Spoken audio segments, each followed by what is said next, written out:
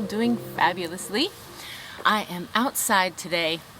I know a lot of you really like seeing my videos outside, so I wanted to try and get back to doing that again. It's either been too rainy or really hot, or there's a neighbor puppy who's been making a lot of barking lately, and you'll probably hear him in the background, but I just really wanted to get out this morning because it's absolutely beautiful.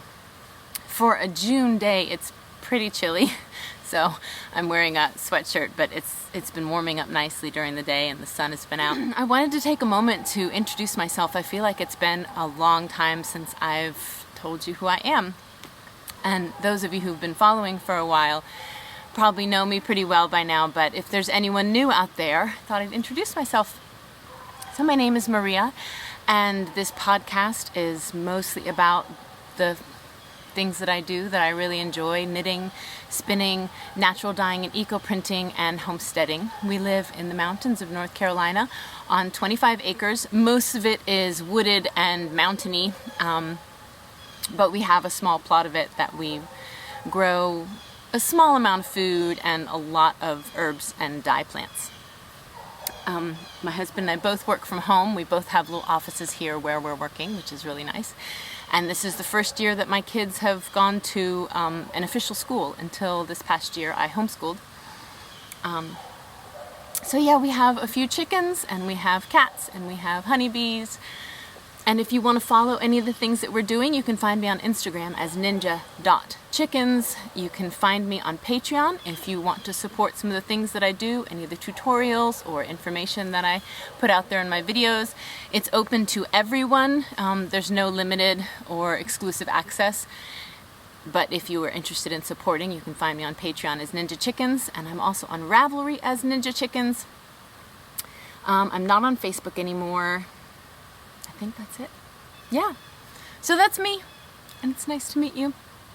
Oh, I do have a website that's ninjachickens.org, and that's where I put any information about classes and workshops that I'm doing, because I do travel and teach, and hopefully we'll start teaching here on the land very soon. We are pouring the footers for my porch today, so we can get that space set up so we can start doing some classes out here. I was just looking at the indigo that I'm growing yesterday, and it's getting there. It's maybe a little over a foot tall, and when it gets a little bit taller, I'm going to pinch off the top so it'll start growing more wide and out instead of up, and hope to do a fresh indigo vat.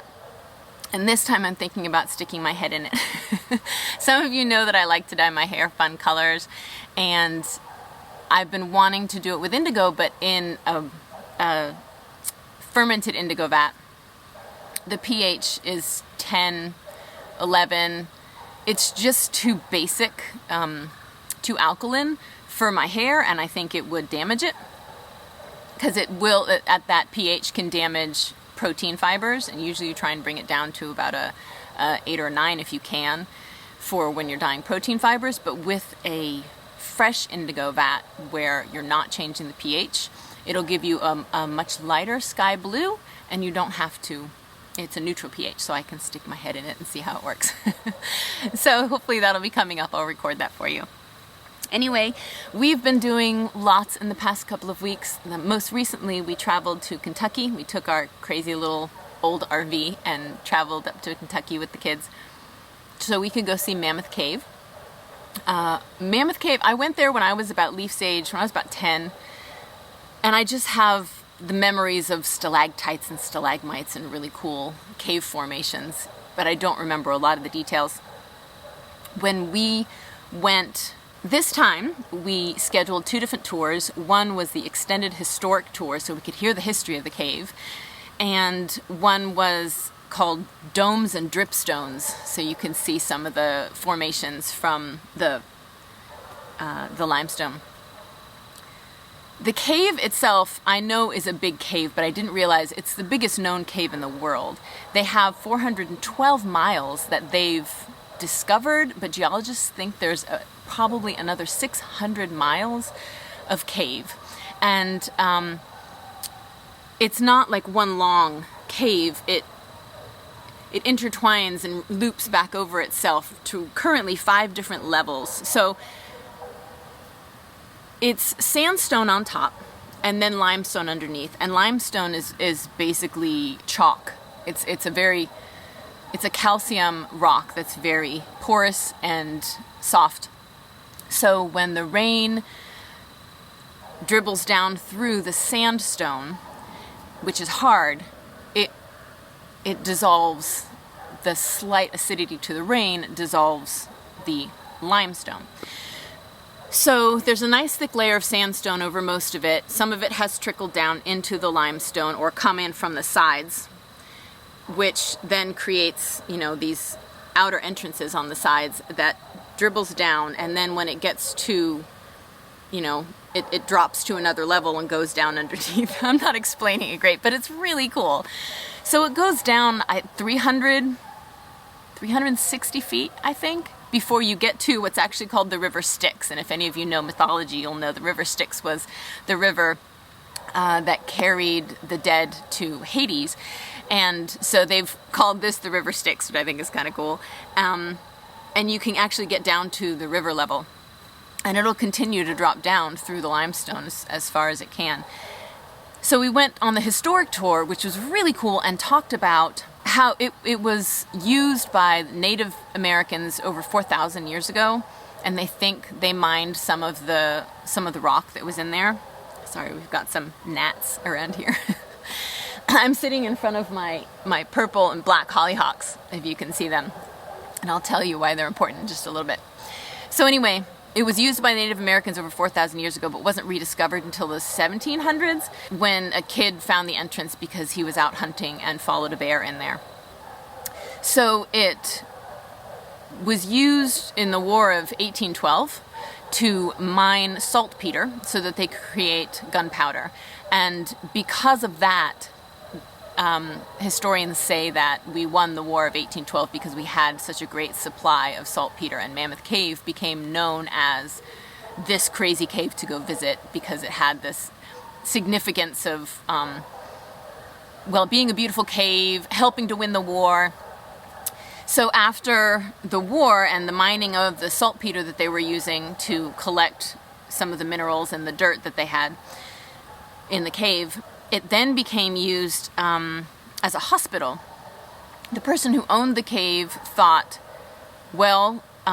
everybody is having problems with consumption, and they didn't have so much germ theory or know why consumption or tuberculosis was causing these lung problems. So they thought it had something to do with the air that was up above, and that this pristine, cold air down below in the caves would help people's lungs. So they set up a hospital down there where people were living for weeks, months on end, trying to get over their consumption. And as far as I remember, they said only one person actually walked out of the caves doing better with no signs of tuberculosis, but he died a few months later of tuberculosis. But in that time, visitors, tourists were coming down. They would pay high prices to come from all over the world so they could walk through this amazing cave. And they'd walk right past the hospital. Everybody coughing and sick and pale. And of course, they only had fire, so they could walk past these people who were super pale, coughing and sick. And like these ghostly apparitions in the cave. I don't know how many of them actually came out of the cave who were tourists and then came out with tuberculosis. But so after the hospital shut down, it continued to be a big tourist draw. And there was actually a man named Stephen Bishop, who I think it was his owner. He was an enslaved man who owned the cave. And so the owner of the cave started asking his slaves to give tours. And Stephen Bishop actually really liked caving. So he discovered a number of miles of, I think it was 20 miles in the cave by himself. They didn't have electricity. He went out and figured out how to get in and get back, and would take people on tours. And actually his family, the Bishop family and the Bransford family, another enslaved family, gave tours for many generations. And I think it's one of the Bransfords who is actually still giving tours there. One of the tour guides who was there said that in 1941, when the cave was opened as a national park, they fired all the black people because of segregation, and it was only white people who were allowed to give tours. So the Bransfords, who had been giving tours for 100 years, were fired. And when the rules changed, one of the Bransfords, who was still alive, came back and said, hey, I'm part of the family, and they asked him if he would start giving tours again. So he does, which I think is super cool. So for almost 200 years, the Bransford family and the Bishop family have been giving tours of the cave. So anyway, it's a really, really interesting cave. Most of the parts that we went through, well, it's massive, of course, that's why they call it Mammoth, but it is the biggest cave in the world. Most of the parts that we went through were dry, so the water has come through from outside of the sandstone area and trickled through the limestone. So it washed out this part and then left it dry as it dropped to the next level.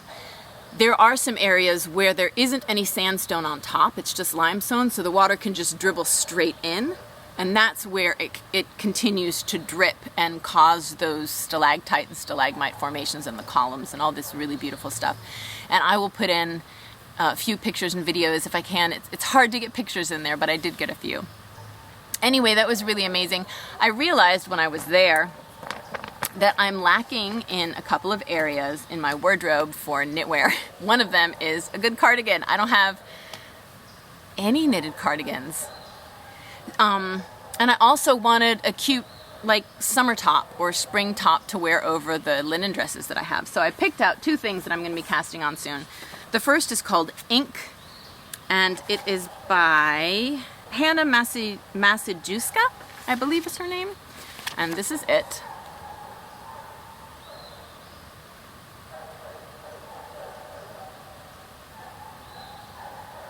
I think it's absolutely beautiful. I may make it a little bit shorter so it falls right in the middle of my hip, but such a pretty pattern. This one's knit with fingering weight, so it'll take a while. It looks like there's a lot of purling. I haven't looked through the pattern yet for the details, but the outside is a lot of purling. So we'll see. The other one is called the Cora Crop by Rachel Brockman, and it looks like this. And I think that will be a really cute one for wearing on top of linen dresses.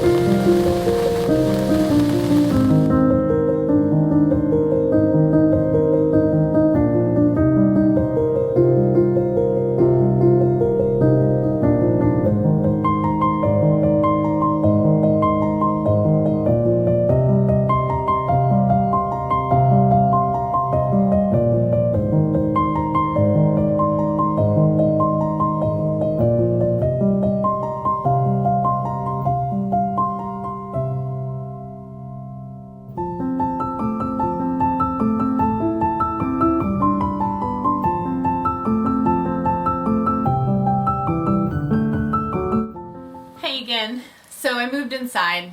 The doggies started getting wild and crazy down the hill and really loud, so I thought it would be a little nicer to not listen with the barking in the background.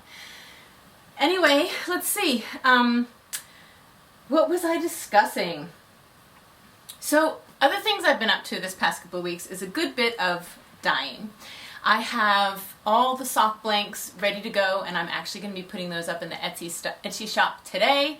So check those out. If you get there and there's not many left, I have a bunch more that I'm going to be working on throughout the summer. I have the self-striping that I'm working on, and let me show you those. So the idea was to put plants in a bit of a striping order so that it can create somewhat of a striping sock. So here's the ones I'm working on. This is my work in progress. You can see these two blanks, and they have a similar stripe pattern to them. And then this is how they're working up so far.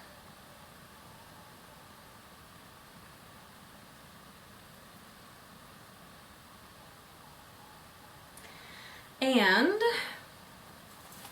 so I'll have those, and I'll also have just plain printed blanks that have all the plants on them. The yarn is 85% merino and 15% tencel that's made from eucalyptus, so it's a really nice sock yarn.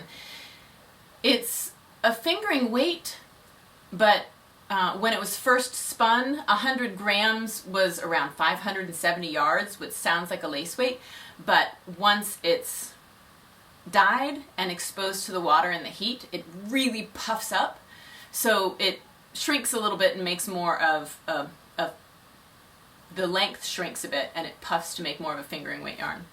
So one of the things that I did is I asked the friend of mine who makes my sock blanks if she could do it at 65 stitches, 65, 66 stitches across on her knitting machine, so that we could potentially connect the corners and make a tube and seam them up to make a sock tube, and then you don't have to take it apart to knit from them.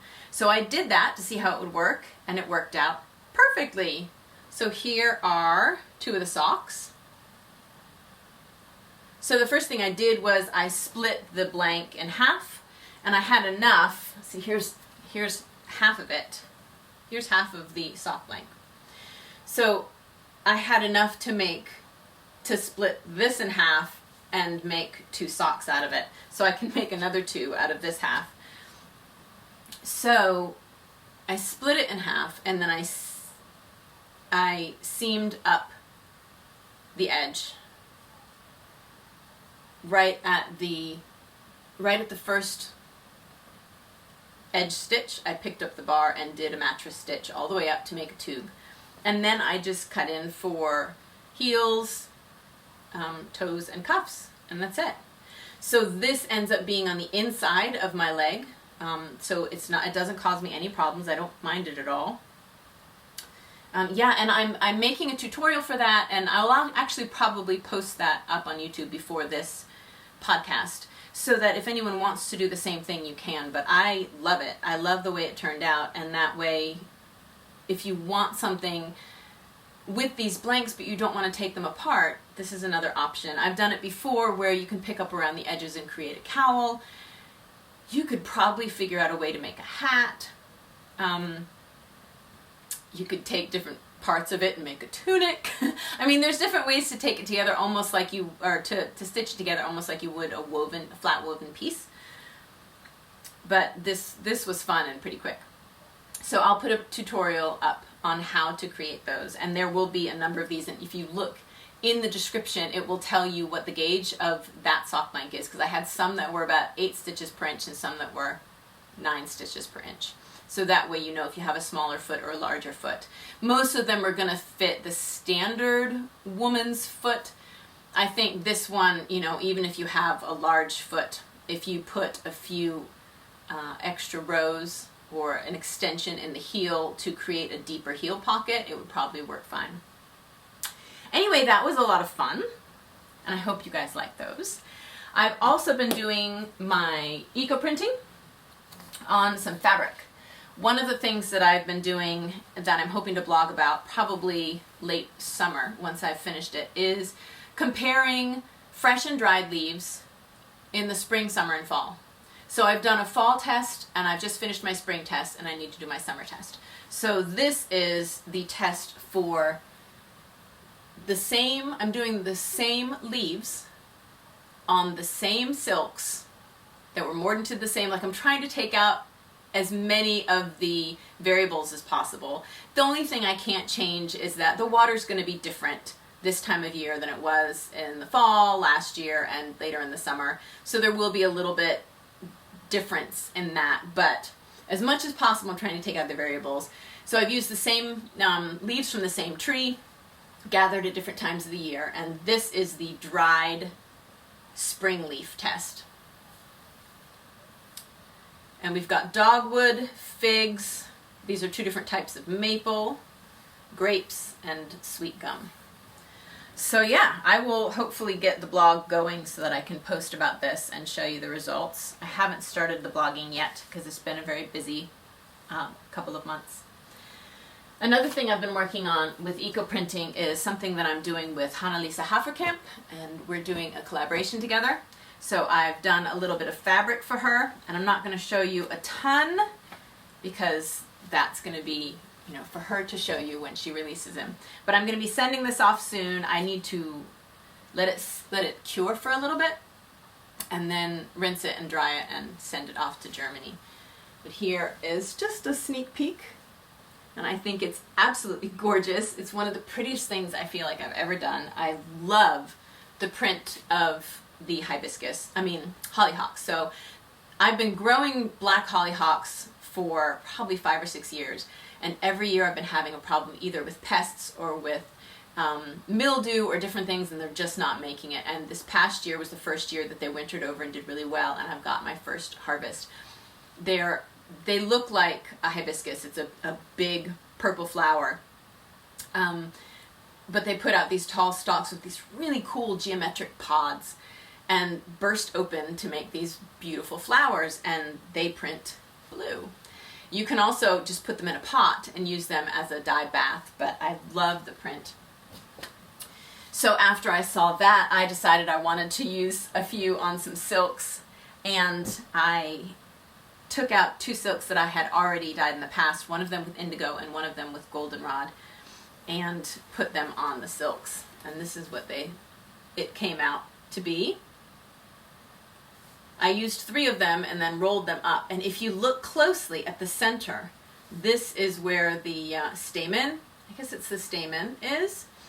And it's still here, still here. The blue is starting to fade, but if you look, that stamen bleached out the silk all the way to the top. How cool is that? So you've got this, that was the most potent thing. It's just as strong up here, if not stronger almost, than it was down here. Super pretty. So that brings me to question what's in it that it's going to bleach that section. And I've talked about it in the past that I've been looking into different acids that have that effect on dyes. And so now I want to figure out what's in it that makes it discharge the dye from that area. So this was the one with goldenrod, and then I put the one with indigo on top of it, and they bled some of the colors from one to the other. So you can see this was a tiny bit more yellow, but still green, and this was a tiny bit more blue. So I'll have these once they're rinsed and dried, and I've got pictures and everything. I'll put these up in the shop. These are the super big ones, super big silks. I think that's it as far as the eco-printing. I did go to a festival called the Anything Fiber Sale that happens once a year in Asheville, and people set up tables and bring anything related to fiber. It might be farmers bringing last year's fleeces, it might be people bringing a huge stash that they have that they just need to get rid of, it might be a local mill bringing some extra, ends or things like that. But it's kind of like a yard sale, like most of the stuff is really well priced. And some of the things I found, which I was super excited about at this one stall, are all these books. One of them, the Complete Illustrated Book of Natural Dyes, of Dyes from Natural Sources, Dyes from Nature, The Color Cauldron, The Dyer's Garden. I have the Weaver's Garden, but not the Dyer's Garden. Got all of these. And then I also found recently, not from the same festival, Home Dyeing with Natural Dyes. This was from 1935. And Vegetable Dyes by Ethel Merritt, which was from 1916. I'm just curious about how they used these natural dyes before the synthetics got so big, and these were some of the ones that I could find. This is an original, which I think is pretty cool. This is a reproduction, but I'm really excited to go through these. I may take a couple of weeks where I try to do nothing else. No knitting, no dyeing, but just really dig into all these books. because they look really awesome. It's just great to have, you know, if I can't find a plant in one book, I might find it in another. It's nice to see when there's contradictions and how things turn out. So I like having a big library. Another thing that I purchased recently, because I've been getting more into indigo after reading The Indigo Girl, was Soulful Dying for All Eternity, Singing the Blues with John Marshall as your guide. This is awesome. I don't know how. I had not heard about this before. He specifically talks about Persicaria or Polygonum tinctorium, which is the type of indigo I can grow here, the Japanese indigo. And there's fresh recipes, dried recipes, ways to create your own vat from your dried plants, how to grow it. Even in the book, he sent a personal thank you, and in the back, check this out, it's signed and sealed, and there's an indigo leaf. How cool is that? So he studied in Japan and has put together some really interesting information about indigo. So if you are interested in indigo, this is a really great book. I'm not finished with it yet. So far, I really love it. I know this is totally the book section. I am going to get to knitting. If you're only here for the knitting, I have a couple other things to talk about. But I've just been really into indigo this year, and it's a lot of fun. I was finding it frustrating a few years ago when I had my own vat and constantly had to wash everything. It seemed like the vat was working. I was getting pretty blue colors, but I'd have to wash it 6, 7, 8 times, rinse it to get the blue to stop running. And it just felt like such a waste of water to me. So if I can grow my own indigo and use it fresh, or dry it and create my own vat and create it in a way that the color sticks and it doesn't constantly rinse out, it's not a waste of water. I'm growing everything on my own property. I don't know, I'm getting more excited about it because I feel like it's working this time. So after reading The Indigo Girl that I had talked about on the last podcast, I found these two. Indigo, The Search for Color, In Search of the Color That Seduced the World by Catherine McKinney. And she does a really amazing history of indigo and her search. Her travels in search of indigo and how cultures used it and stuff like that. Haven't finished it yet, but it's really good so far. And then another one that I'm super excited to dig into, because this one came directly through from The Indigo Girl. It was recommended, called Red, White, and Black Make Blue, Indigo in the Fabric of Colonial South Carolina Life. So this talks about Eliza Lucas Pinckney and how indigo came to South Carolina and became a game changer for the United States. And this has a lot of history in it also. So another really good one. I'll talk more about those when I'm completely finished them, but if you're interested in indigo, these are also 2 really good books. So as far as knitting, I do have a couple other magazines to recommend, but I'll do a little knitting first. I showed you the socks, the self-striping and the eco-printed. The other thing that I started on is my fleece flight. So we've been having a fleece flight knit along, dye and knit along for those of you who want to dye your own. I naturally dyed 3 skeins with wild cherry, and then I dyed 3 with elderberries. So I'm starting on the wild cherry section of it. This is the first triangle. This was wild cherry with some iron in the pot. And this next one was wild cherry by itself with nothing but wild cherry. No mordants. So I like it so far. I think the colors are coming along nicely. The next color is going to be a slightly pinker color. And that is wild cherry with alum as a mordant. Yeah, so if you're interested in joining the knit along, it goes through November, I believe. There's lots of time. Some people are even spinning their own yarns. We have a thread in Ravelry talking all about it if you're interested. It's been really fun so far, seeing the colors that people are choosing and the things that they're creating to make their fleece flight. So I hope to see you over there if you're interested. The pattern is, I think it's $5, and every single bit of the proceeds goes to the Livestock Conservancy. They are a group that's trying to save the heritage breeds, the rare and endangered breeds of livestock, not just sheep, but pigs and chickens and goats and cows. So you can find all the information on the Livestock Conservancy, and all of the money will go to them. And I'm gonna take a look pretty soon and see what's happened in the first part of this year, so I can send them a nice big check. So thank you guys so much for purchasing the pattern. Let's see. I am going to be releasing my new hat pattern on Friday. It is officially called the Mountain Laurel Hat because I feel like the design reminds me of the center of the mountain laurel flowers, which are very geometric and have pops of color in them. So I've knit them in 2 different types of yarn. This is the Mole View Welsh Mule, which is naturally dyed, and this is her Bliss base. It's more of a light fingering. This is a fingering weight, and both of them are naturally dyed. I absolutely love how they turned out. This is kind of a hardier, squishier hat, and this one's more soft and drapey. She's going to have some kits put together in her store on Friday, and I will make the official release on Instagram. Yeah, and the test knitters have knit up some really beautiful hats, so when it's released, go check it out and see what they've done. I really like it.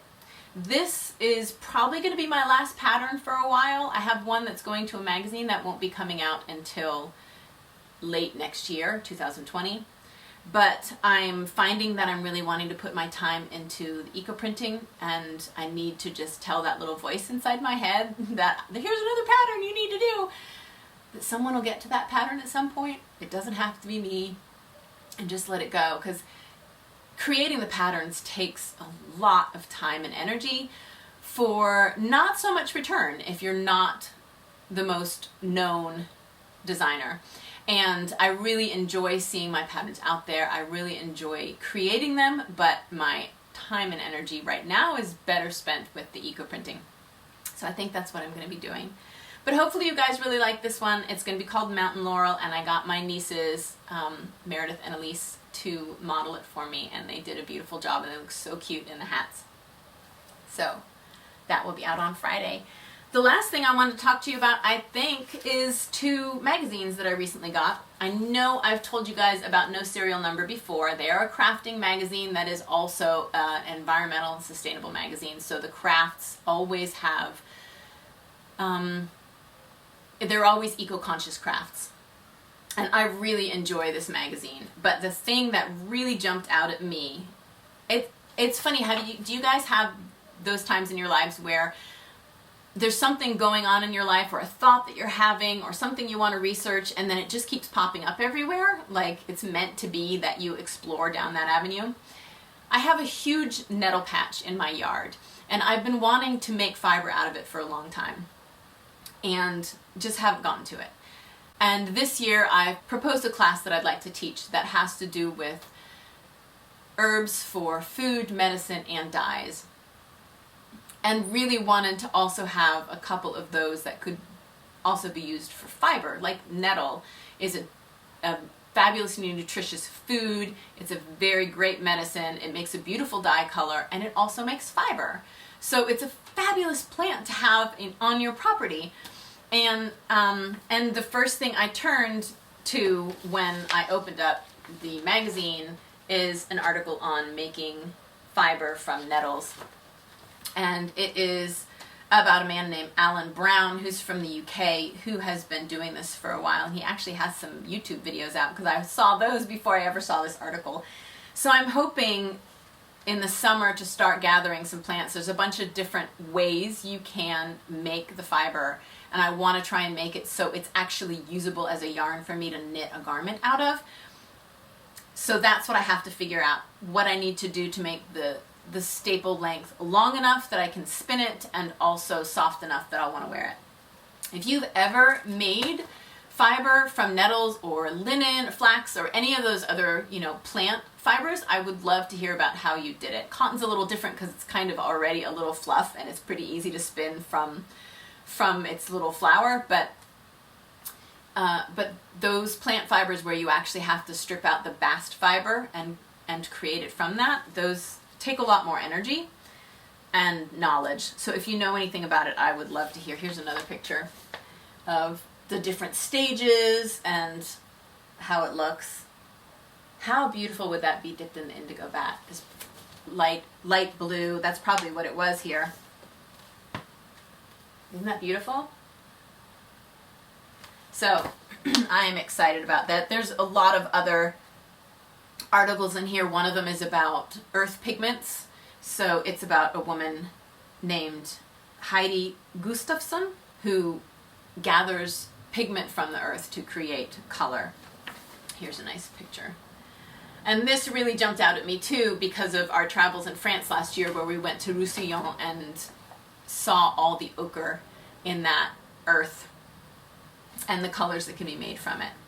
So anyway, this one's a new one that they've got out if you're interested in ecological crafting.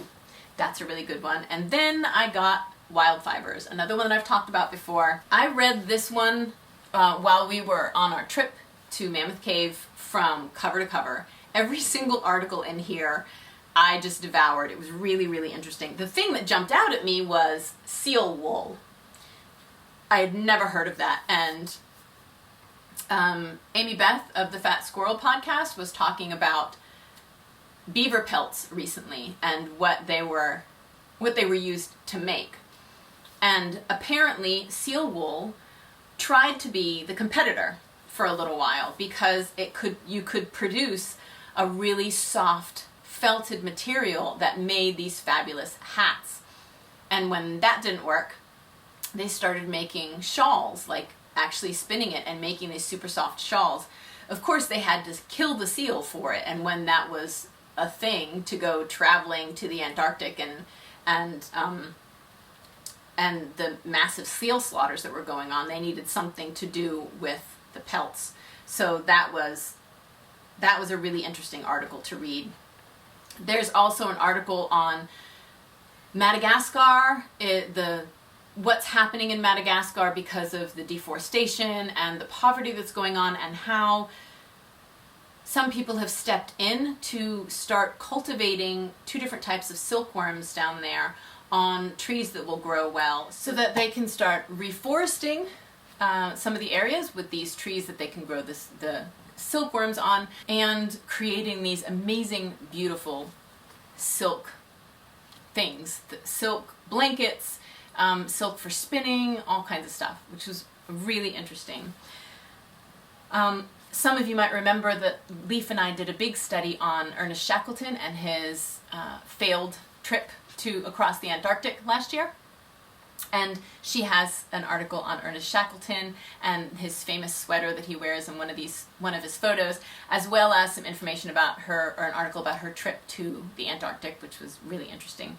She has information or an article about Shave 'em to Save 'em, which you guys may remember I've talked about in the last couple of podcasts, which is the program that the Livestock Conservancy is putting on to encourage people to experiment with and use fleece, fiber, yarn from heritage and rare and endangered breeds that are on their list of critically endangered, rare, stuff like that. And the last thing is another one of those where you see it one place and you find it another, that I was talking about with the nettles. I had, a few months back, received a really beautiful letter from my friend Elizabeth, and in it she sent me some brown cotton. And it's illegal in some states. It's not in North Carolina, so luckily I can try growing it. It's a little bit late this year to plant it, so I'm hoping it'll be all right next year. But this, for those of you who don't know, this is the natural color of this cotton. There is not just white cotton. This was a big surprise to me a few years back when I found cotton for the first time that was not white. It's just like with sheep fleece. The white is easier to sell, it's easier to dye, and so that kind of took over everywhere, and all the natural sheep breeds that had colors that were hardy and grew and thrived in these in areas where the white fleeced sheep weren't doing so well, they were all pushed off the farm, pushed off the pasture, because it was the white fleeces that were desired. Same thing with cotton. With white cotton, it pushed all the colored cottons out. There are a lot of native colored cotton. There's many different varieties of browns, greens, pinks. I think there are even some other colors out there. This one's almost orangey coppery. Super, super pretty. But it was, you know, when they could be grown, it was usually grown by the slaves. They were allowed to have the colored cottons. The white cottons that were grown were for the plantation. For their own use, they could have the colored cottons. But these cottons, because of their natural colors, produced beautiful fabrics. These gorgeous woven blankets and just amazing colors. But it wasn't what was wanted by the consumers. So they were pushed out and even made illegal in some states because they didn't want the seeds intermingling. So another really interesting article about, this was about Acadian cotton. So the people from Nova Scotia, the Acadians from Nova Scotia who were displaced down to Louisiana and brought with them their knowledge of fiber arts and their knowledge of how to, even though they weren't specifically using cotton up in Nova Scotia, because they had knowledge of plants and spinning and weaving, they were able to take this brown cotton and create some really beautiful things with it. So this one's her 15th issue. I think she just puts out one a year, so it's the 15th anniversary also, volume 1 if you're interested in that. And I think that's it. I am going to be working on a pattern. I told you I am doing something for Making Stories magazine, and that's going to be coming out late next year. I can't tell you what it is, but I'm going to be using these gorgeous yarns from Beaches and Bushes from France. Astrid and Caroline, who make this gorgeousness. This is Le Petit Lamb's Wool, which is super soft, and it's going to be a really beautiful pattern because of this really beautiful yarn. So I'll be working on that a little bit to send that off so they have it ready for the magazine.